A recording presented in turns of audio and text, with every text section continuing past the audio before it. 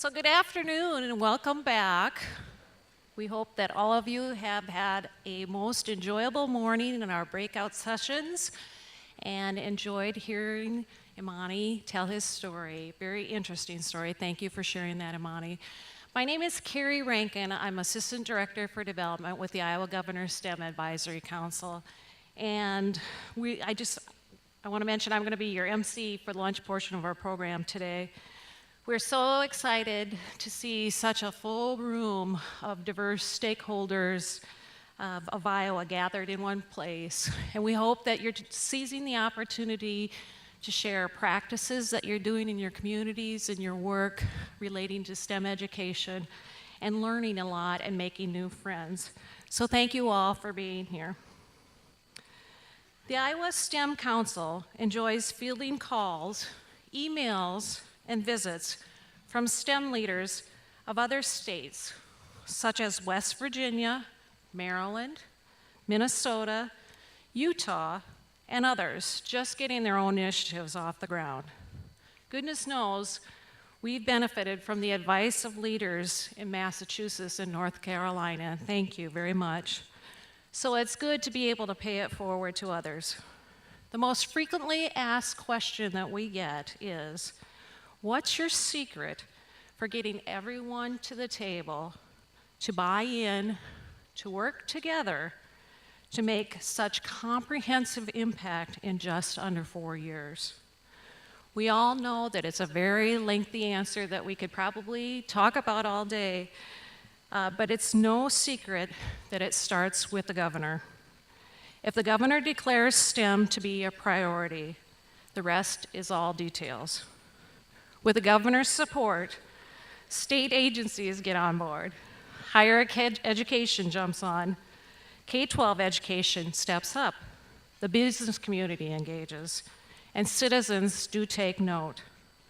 States pursuing STEM without their governor's backing burn precious time, oftentimes many years, just getting stakeholders to the table. The children of Iowa are so very fortunate to enjoy high-quality STEM education without delay because their governor saw this as a priority in 2011 and has maintained his utmost commitment since. The jobs of each of the more than almost 600 STEM champions in this room today are more effective and impactful thanks to our governor. Please join me in welcoming and appreciating Governor Terry Branstad.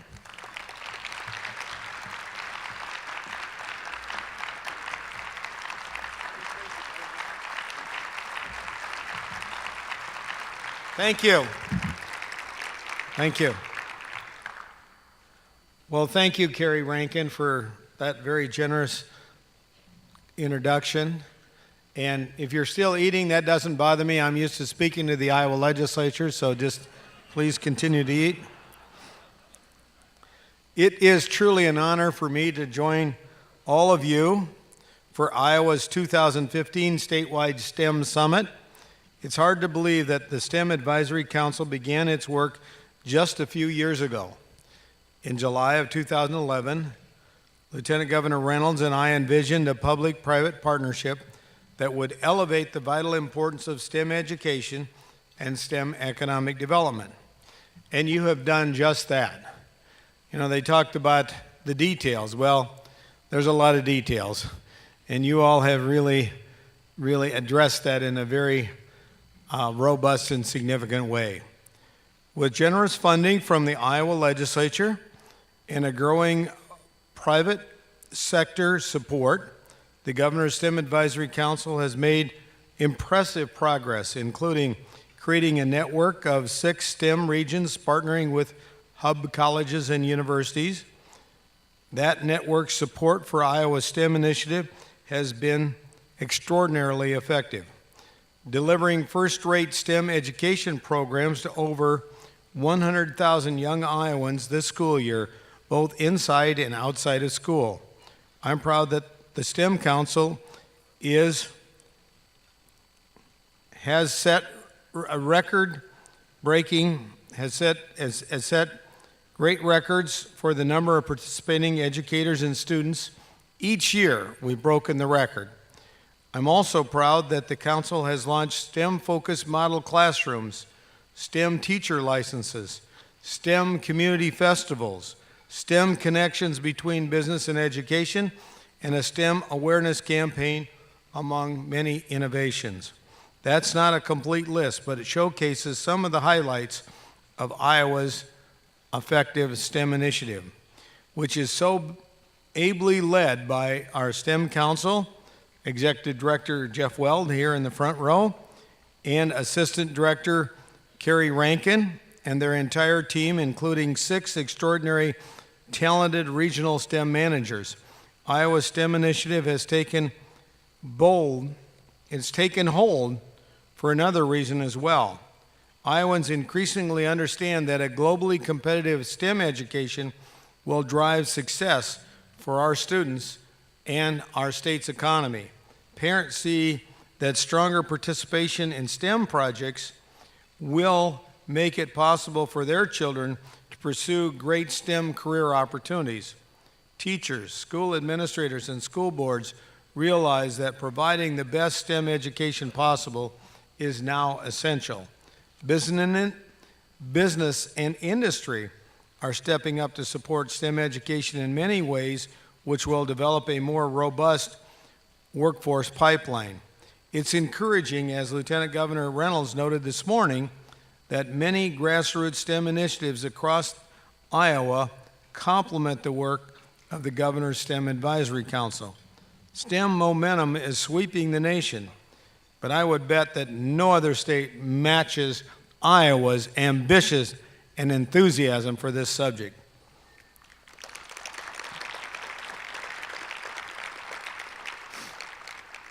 We look to Iowa's even more promising STEM future. It will be critical to scrutinize how we can better serve all of our students. Iowa's 25th place ranking in 8th grade math on national test scores tell us that we have work to do. So does the fact that under half of Iowa's graduating class of 2014 who took the ACT college entrance exam met its college-ready benchmark for science, only 47%. I'm confident, however, that we can change that the future can be very bright. Iowans are committed to transforming our schools to prepare our students for jobs in the 21st century. Iowa's landmark 2013 education reform package, which creates the most extensive teacher leadership system in the nation, is driving that transformation. And by the school year 2016-17, about 25% of Iowa teachers will be in leadership roles that support more complex work involving helping Iowa students meet higher academic expectations, and they will be financially rewarded for taking on that additional responsibility. Iowa's STEM initiative is also driving transformation. It already has inspired a whole sea change in thinking about what it takes to assure that Iowa students are ready for the demands of a career in the 21st century. We recognize that we have a shared responsibility that working together across many sectors will result in giving Iowa students a truly world-class STEM education. And in a moment, you will hear about a new program that exemplifies this sort of collaboration, a new STEM Teaching Award thanks to Kemin Industries, and Chris Nelson from Kemin is going to be telling you about that. We're very excited about that. Again, I want to thank all of you for your vision and your hard work and what you're doing to meet the goal of raising student interest and achievement in this very important subject of science, technology, engineering, and math. Thank you very much.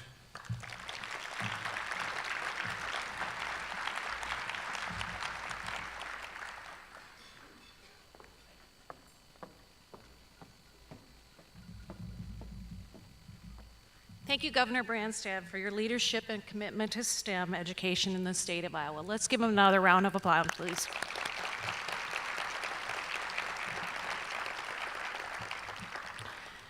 And I just want to say thank you, Jeff, for allowing me to be the MC over the lunch portion, because it's really an opportunity to celebrate and talk about the great work that we've been doing on behalf of the council. So thank you. So over the past year and a half in my role, I have the great honor of meeting and building relationships with many corporate partners of the STEM Advisory Council throughout the state of Iowa. Each partner is an integral part of the success of the STEM programming that the council is bringing out to the state and delivering, and also to the sustainability of it long term. And for that, we are very, very thankful. I have the great pleasure this afternoon of introducing the leader of a remarkable STEM Council corporate partner, Dr. Chris Nelson, President and CEO of Kemin Industries. Dr. Nelson received his undergraduate degree in biochemistry and molecular biology from Northwestern University. He then received his PhD in biochemistry and biophysics from Washington State.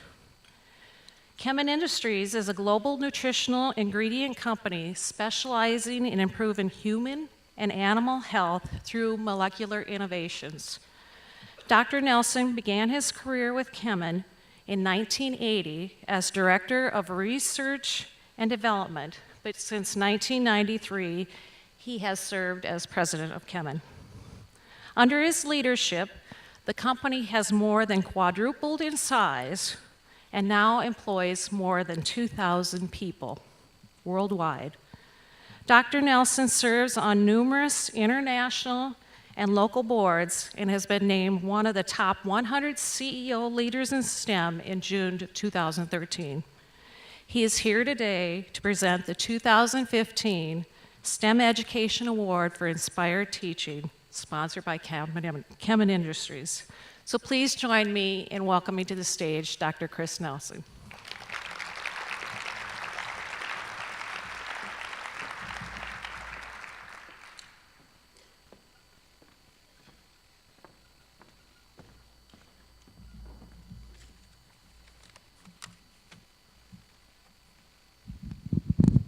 Well, Carrie, thank you very much for that very kind introduction. My pleasure very much to be here today to really talk about STEM and to reward what we see as one of the keys to great STEM in Iowa, and that's our teachers. We undertook a survey a little late last year about of over 100 of our scientists in the company and asked the question, what got you into science? Where was your interest? Where did it come from? The vast majority, in fact, over 66%, said it was a teacher that was able to get them interested in science.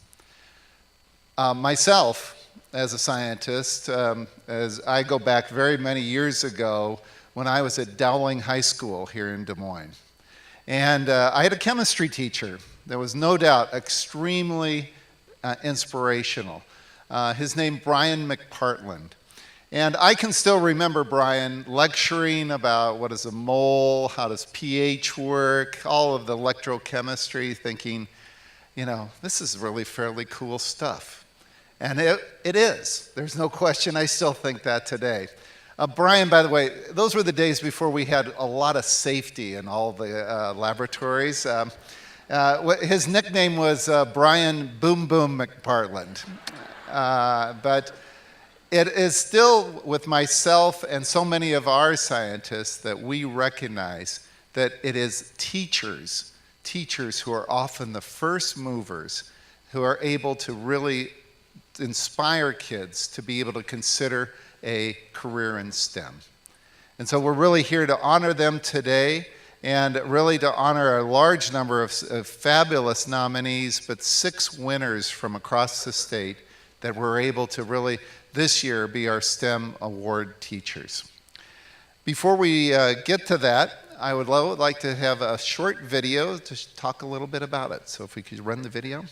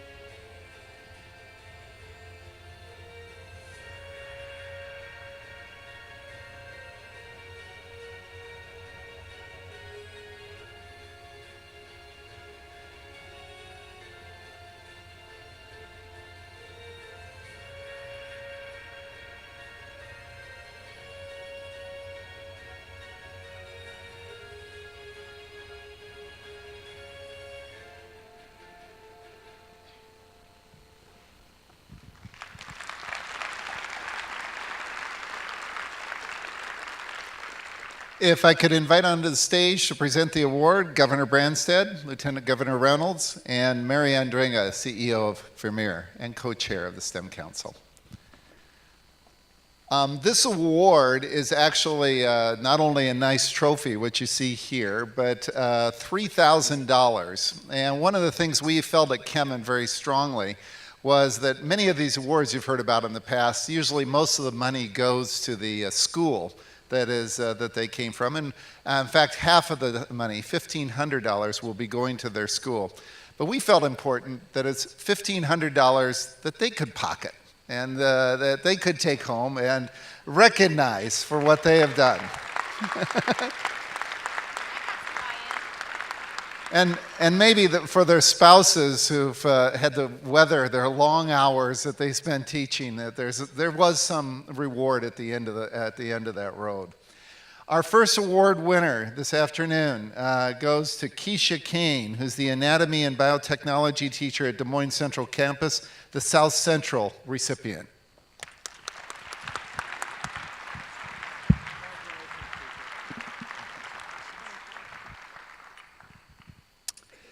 Our second award winner goes to Lisa Chizik, who's a 6th grade science teacher and STEM coordinator of the North Tama Elementary Schools.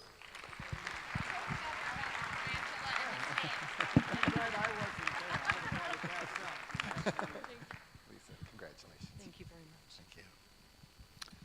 Our third award winner goes to Jason Franzenberg, the technology and education teacher at Davenport West High School, the Southeast Teacher of the Year.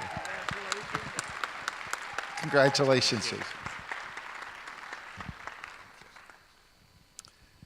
Our fourth winner is Allison Gregg, a 2nd grade teacher at Sydney Elementary School, the Southwest STEM Regional Coordinator. Thank you. Congratulations. Thank you. Our fifth winner, Shelley Vagno, science teacher and science department head at Boone High School, North Central STEM Region recipient. Shelley, congratulations. Thank you. And our final winner, Mike Wedge, science teacher and STEM coordinator at Sibley Acton High School, Northwest STEM Region recipient. Thank you very much for your generosity. Thank you. All of these teachers, and I think one of the things that I was so pleased with, we have elementary, middle, and high school represented in these teachers. These folks are the ones who are creating the future scientists, engineers that Iowa needs.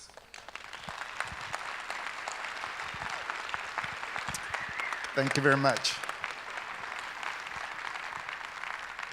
Oh, I think we had to take a picture, right? Better come back on stage.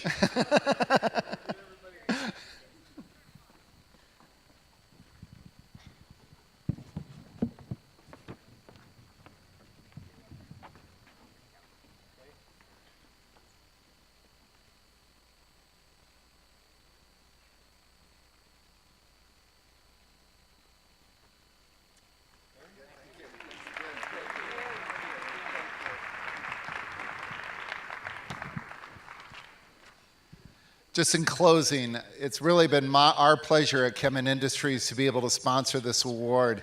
I had the opportunity to read so many of the nomination forms, and I can tell you, I am so happy I was not on the committee that had to decide who won this award. We have an amazing group of teachers in the state of Iowa, and we're looking forward to sponsoring this year after year to really show what Iowa can do in STEM. Thank you again.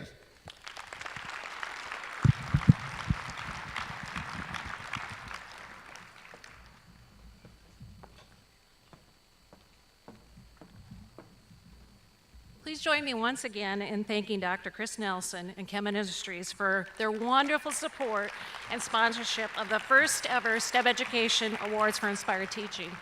And Dr. Nelson alluded to it a little bit, but these 6 winners, I thought you'd be interested in learning the recipients were amongst many qualified applicants. In fact, we had over 500 nominations 150 applications that 19 reviewers across the state reviewed to come to the final selection of 6. So thank you also to everyone that was participated in this process. We appreciate your help. So thank you again. So to complete our luncheon program, I'm pleased to introduce another good friend and corporate partner of the Governor's STEM Advisory Council, Catherine Kunert, Vice President of Business and Community Development with Mid-American Energy Company.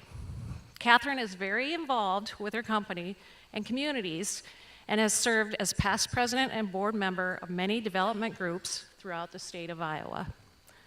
Catherine was one of a group of key leaders to bring us the 2014 Battelle Report, Iowa's Re-envisioned Economic Development Roadmap. And Catherine will be introducing the Battelle Report today and its connection to STEM in Iowa. So please join me in welcoming to the stage Catherine Kunert.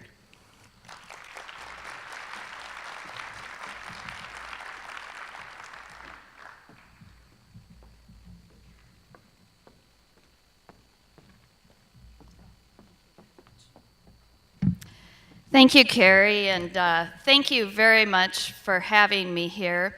And as Carrie mentioned, I am Catherine Kunert, and I do work for Mid-American Energy Company. And I was given the great privilege of being the task force leader on behalf of the IPEP board, and you may ask why.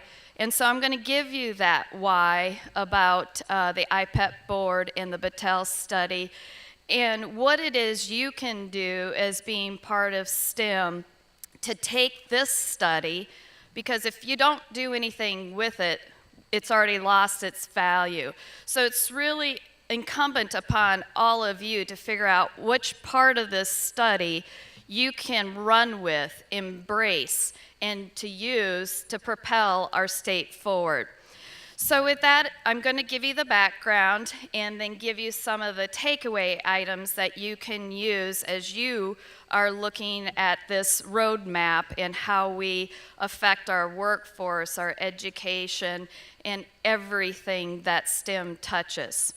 So with that being said, the IPEP board, which is the third leg of the Iowa Economic Development Authority, was put together by the governor and lieutenant governor of CEOs across our states, sort of known as the thought leader group, to bring together the ideas and the requirements that businesses need to be able to stay strong, grow, expand, and perhaps bring in even new businesses to our state. So they decided that they really needed to have something to give them a basis for what they're doing, and they all agreed upon redoing the Battelle study. It was last done in 2004, so it had been about 10 years that it had been done, so it had gotten old. And so with that, Bill Furman, who's the president and CEO of Mid-American Energy, who happens to be my boss, came back and said, make it happen. All good soldiers, I'm one of those. I said, okay. But I knew I couldn't obviously do it by myself, so I do what all smart people do, is surround themselves by smarter people. So I put together a task force of about 15 folks, particularly in the economic development industry, because we knew that this needed to be an industry-driven study in order to really have the legs that we needed. So we put together a very strong task force that represented various entities of our state.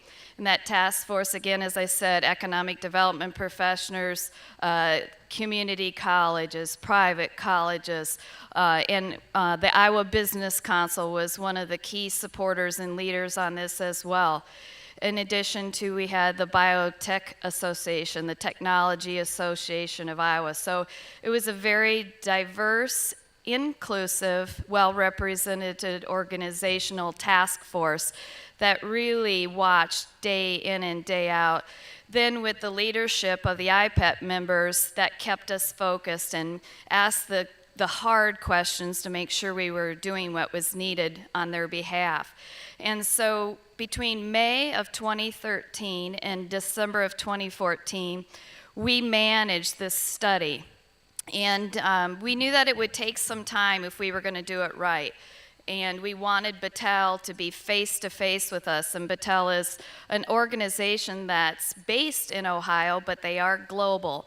And this is what they do for a living, is come in and they analyze data, conduct interviews, see what some best practices are, benchmark you against others, etc. So we developed a very thorough study based on 3 basic principles. One is start with a clean slate. Don't assume anything from 2004. Second, make sure that you have a well-represented understanding of what all the stakeholders are doing. Make it very inclusive. And third, make sure that you do, though, have a good understanding of what we have accomplished since 2004. So, and I think we did that. We came up with an 82-page study, and it has so much data. And that's just the roadmap. There's another 82 pages of the appendix that has the meat on the bone that really is what tells us what we should be doing in order to get us to that next level. As Director Durham likes to say, propel us. And I think that's what this study does. And again, it's up to all of this room and more to really use this study. So as we got started, we realized that we did have some things, and I think Governor Branstad says this on a regular basis, and it came to be very true. We've made progress over the last few years, but we still have work to do. So what we want to really touch on when we got started was, what are the past few years? What is the progress that we've made? One of the main key drivers, and thanks to the leadership of Director Durham and the governor and lieutenant governor, is the restructuring of IEDA and the streamlining of the funding. That was critical because there was a lot of clutter that was there. There were a lot of programs that weren't being used, and they get in the way. So that was huge, and that has been a huge benefit that we've done some of that. Create a better public-private partnership. Obvious, just look at this room, what Kimmon is doing, what Rockwell Collins is doing, and then the leadership within the governor's office to make sure that various entities, whether it's DNR or Cultural Affairs or IDD, are all working together. Better collaboration of all the stakeholders, again. Improved marketing of Iowitz and its assets. I think we've gotten very good at starting to tell the Iowa story better. You're hearing more about us. So, you know, we have amazing ambassadors with our governor and lieutenant governor, but then we're adding to that. And we're really able to start to show the country and others what we're doing here. So as we got into the study, we did the basics. There's the 4 economic foundations that you can see there of workforce, the physical and the structure, the business climate, the entrepreneurial culture. And then, so we looked at all of those, and then obviously, amongst that, obviously the basic things are attraction, innovation, and retention. And those all are focused on our major industry clusters. So we can see that there are 12 main industry clusters in our state.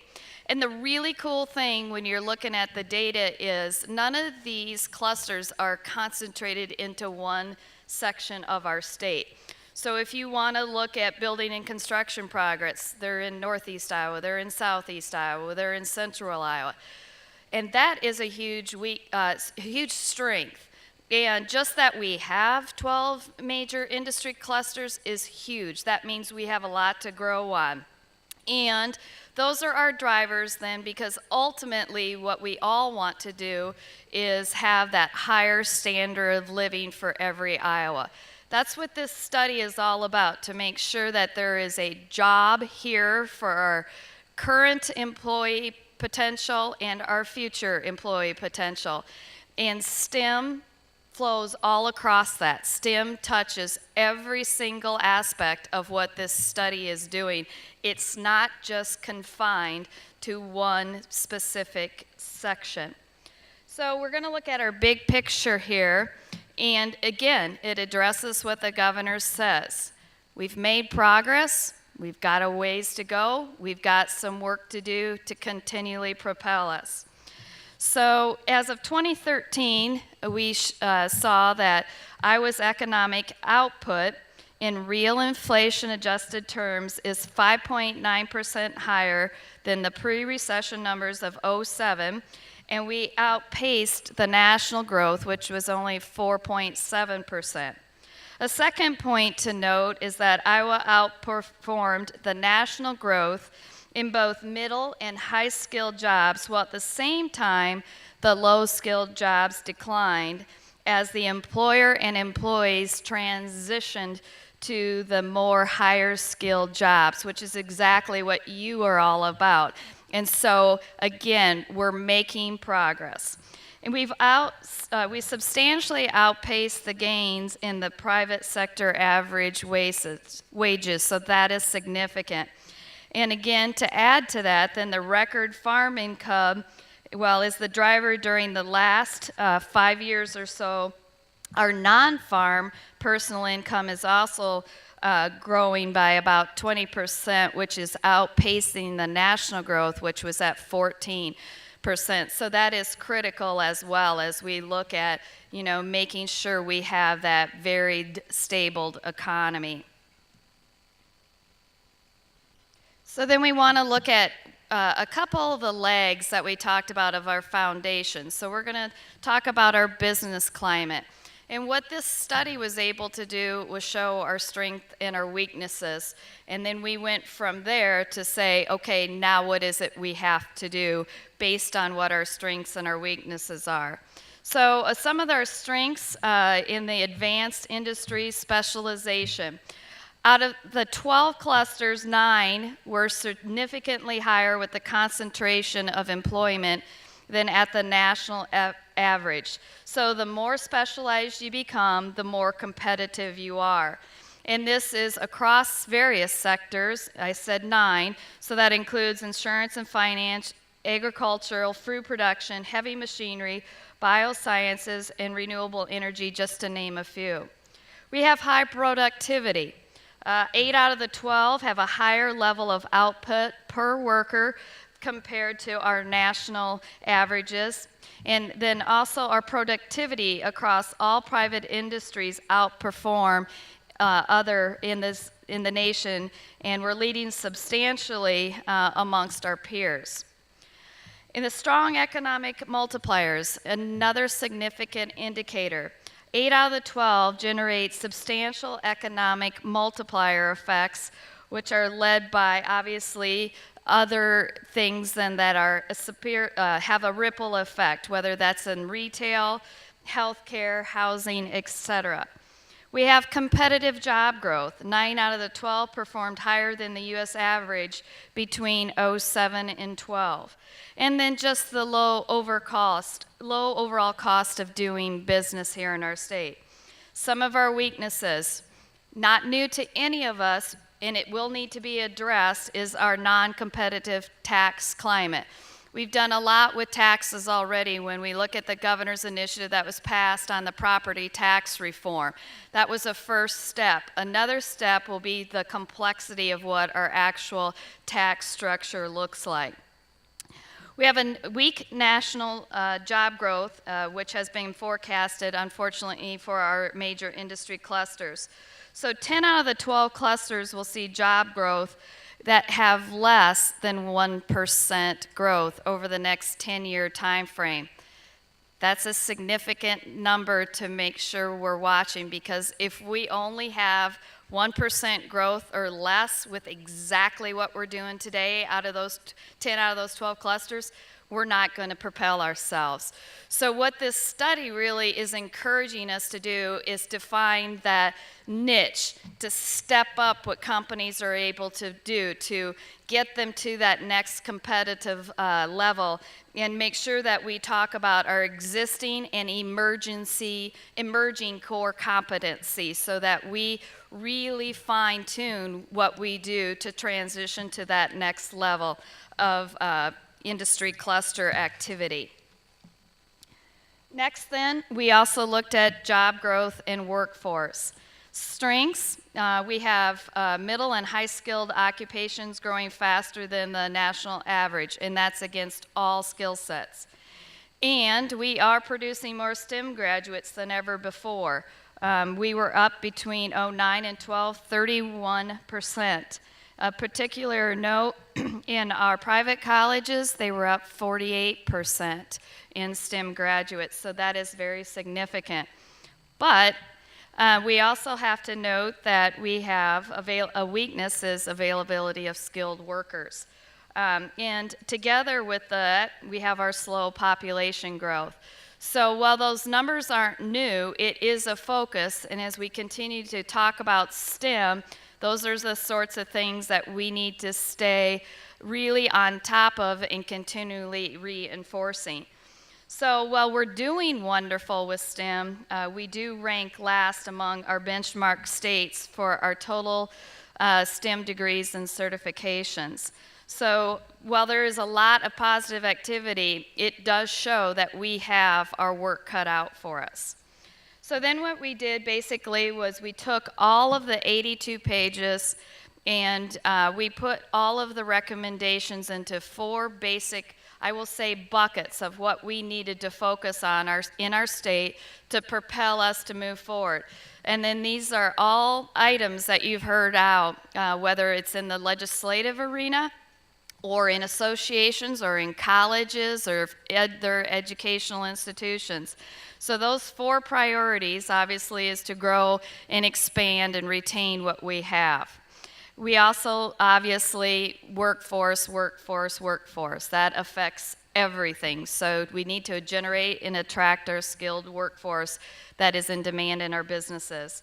Obviously, we need to continue to work, and this is a focus, again, at IDA and others, is our emerging entrepreneurial ecosystem.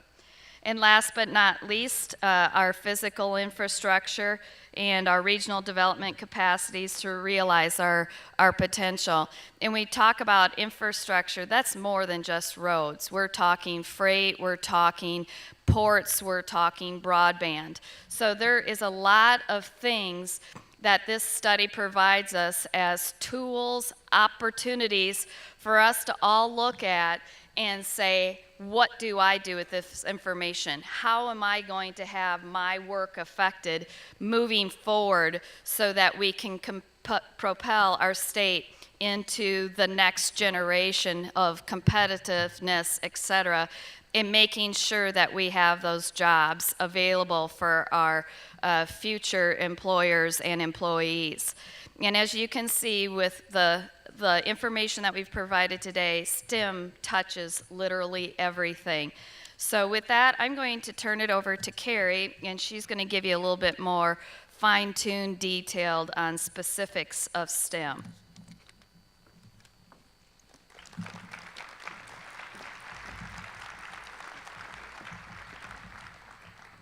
Thank you, Catherine.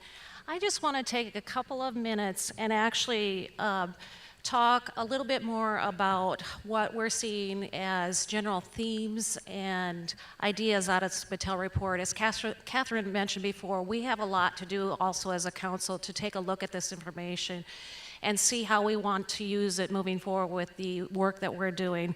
But I want to specifically go back to the second item listed on the priority for growth, and that's generate and attracting a skilled workforce in demand by Iowa's businesses. As you know, this is about STEM and what the STEM Advisory Council is doing. As Catherine said, STEM is touching every piece of this report. So I'm going to talk in a general theme ideas, how we're addressing things and increasing interest to create a future workforce in the state of Iowa.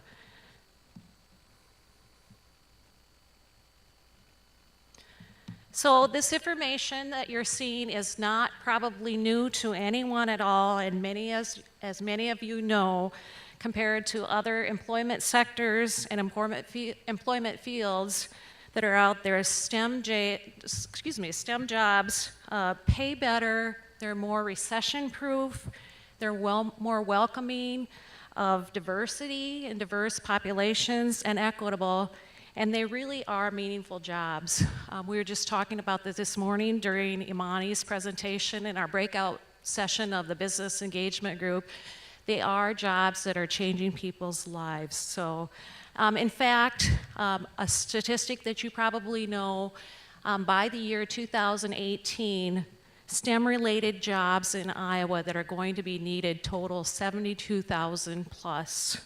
And the average income potential of these types of jobs is almost $75,000. So there is definitely an opportunity for economic development and growth in terms of the demand for these types of positions.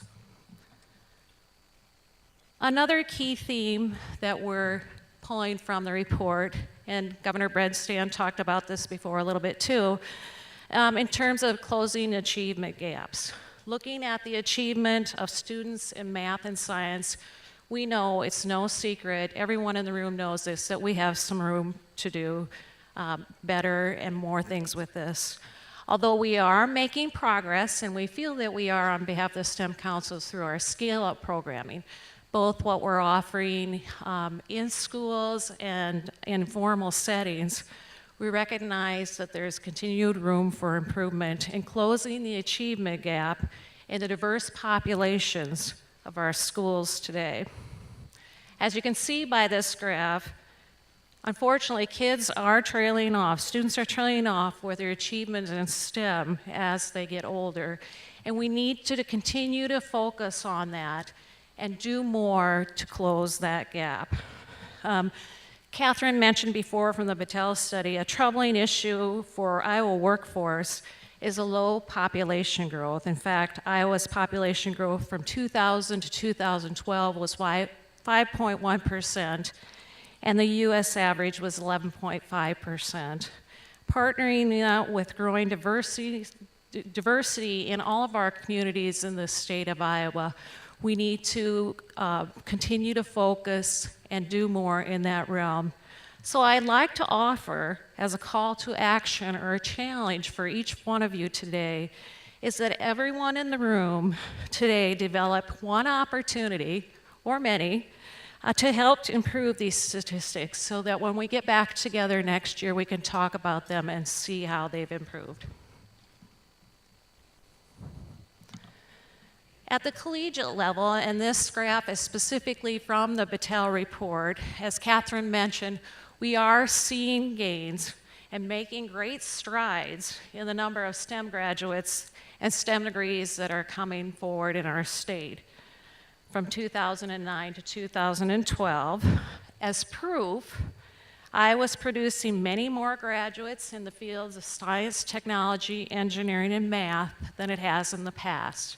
So that definitely is a positive. From 2009 to 2012, Iowa saw a 31% increase in the number of STEM-related post-secondary degrees awarded in our state. And as Catherine just mentioned, a particular note here is the success that Iowa private colleges are having, increasing the number of STEM graduates by 48% during that 3-year period. So hats off to them, also to all of our other partners of higher education. I know for a fact the work that we're doing to help colleges and higher education institutions in the field of STEM endorsement planning and awareness for students is continuing to increase. And we're hopeful that the continued awareness, interest, and achievement in STEM at the pre-K through 12 levels will encourage more students to continue and pursue these types of degrees. So moving quickly through the last two emphasis areas that we have pulled from the Battelle study, And looking particularly at the pre-K through 12 group, this slide pretty much speaks for itself, and according to our evaluation data of our STEM programming, it is indicative that the fact of the general public, our teachers, our students, our parents, our counselors, really all stakeholders that are part of STEM are understanding the dynamics of STEM education. I won't go through each one of them because you can read the slide, but I'm very encouraged, particularly with the last item on here, in seeing that the belief that the advancements in STEM will give more opportunities for our children has increased from 28 to 40%. What this means to me and what it means on behalf of the council, the work that we're doing to bring more resources to our teachers, to our schools, to our students is taking effect. It means that parents are becoming more engaged and involved in what's happening in their students' lives, in their schools, and they want to know more about it. They're asking more questions. So again, we're excited to see increased awareness, more support for what STEM can do for Iowa's economy and for STEM education for all students in Iowa. And lastly, narrowing it down to our children. Most importantly, children of Iowa who participate, particularly in our STEM scale-up programs, are showing a marked increase in interest, awareness, and achievement, which was a primary focus and goal of the council initiative once it started. And I truly believe that through a partnered effort, including educators, community and business partners, as we continue, we need to continue to provide educational resources so that students heighten their awareness of STEM education, but also continue on in that awareness and interest as they go through their education. Personally, as a mother of two daughters that are in 7th and 4th grade who have had the opportunity to be engaged in STEM scale-up programming and STEM education otherwise in their schools, I see the difference that it's making to them and their friends in the way they speak, in the way they question things, in the way they research and get involved.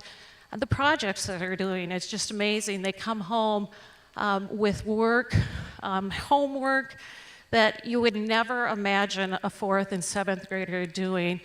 And it's largely due to all of the work that you are doing in this room. So that we are very, very thankful.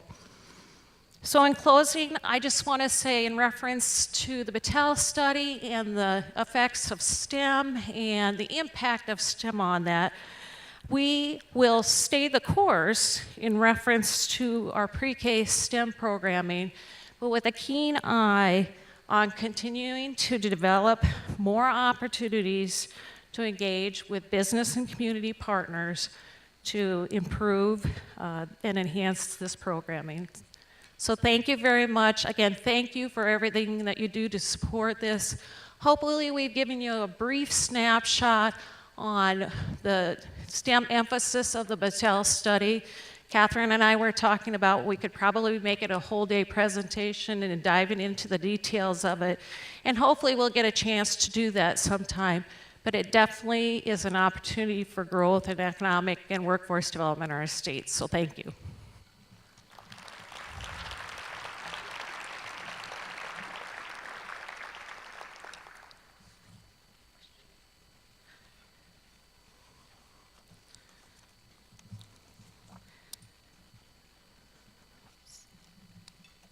Okay.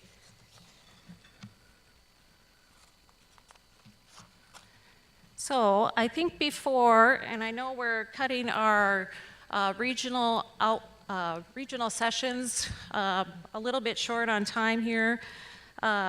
We would like to pull up and show to you a couple more videos and peeks into our STEM classrooms, and the first is Hoover High School.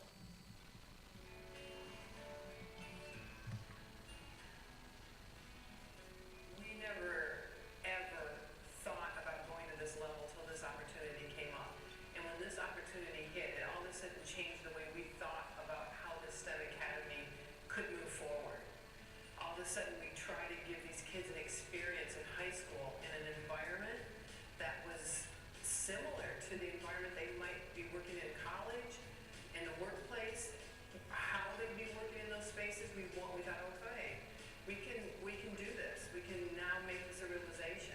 This room was specifically designed so all teachers had access to a space. So this room isn't specific to any teacher. It's a room specific to the school.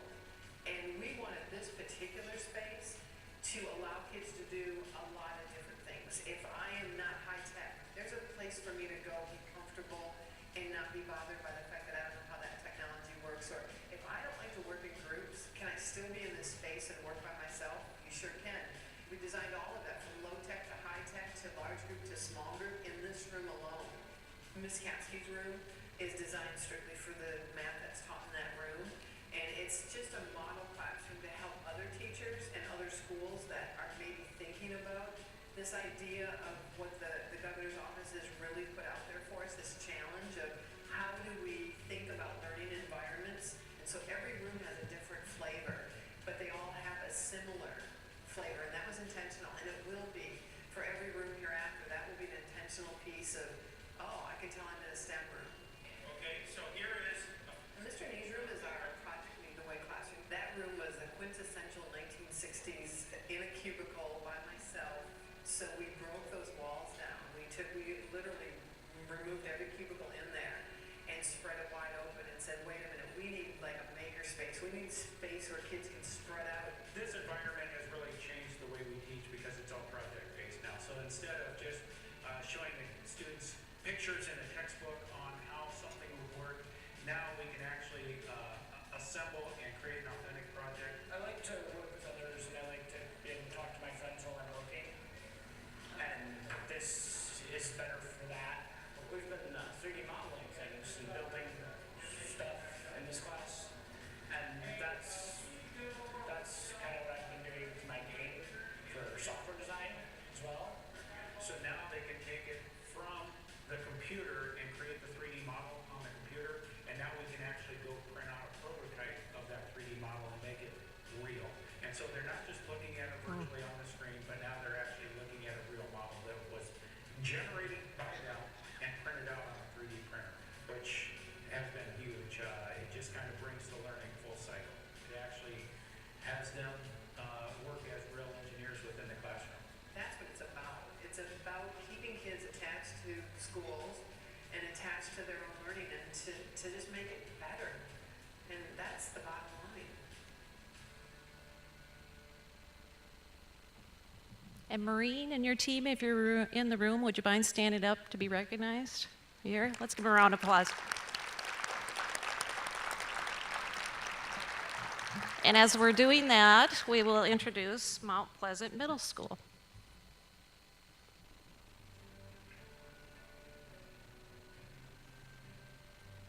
We have to meet kids in the middle, and this is their medium.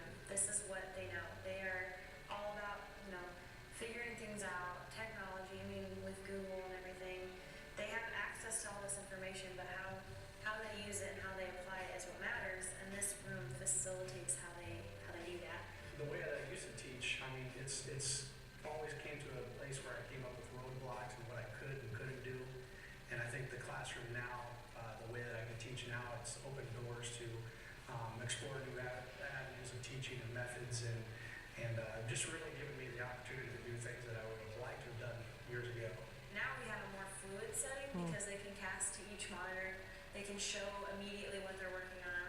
I can, with the iPad, I can just, flip it to the next kid. Like, okay, let's look at blue group stuff, and then it goes on to all the tables. So I think the efficiency is much better, so we can do more. Because everyone can see what the teacher's talking about, and it's all video record stuff, and we have these whiteboard tables where we can take notes, and it's just been nice and easier too. I like the really big, it's like a computer, but it's like a TV, and then you can draw on it, and it's touchscreen. That's really fun to play with. I'm not much of a reading fan, so when we had textbooks, I wouldn't pay as much attention, but some kids like to use their phones and stuff, and I think with the technology, it's kind of like that, so they pay more attention. We make iMovies to help understanding James and Jana and everything like that. We're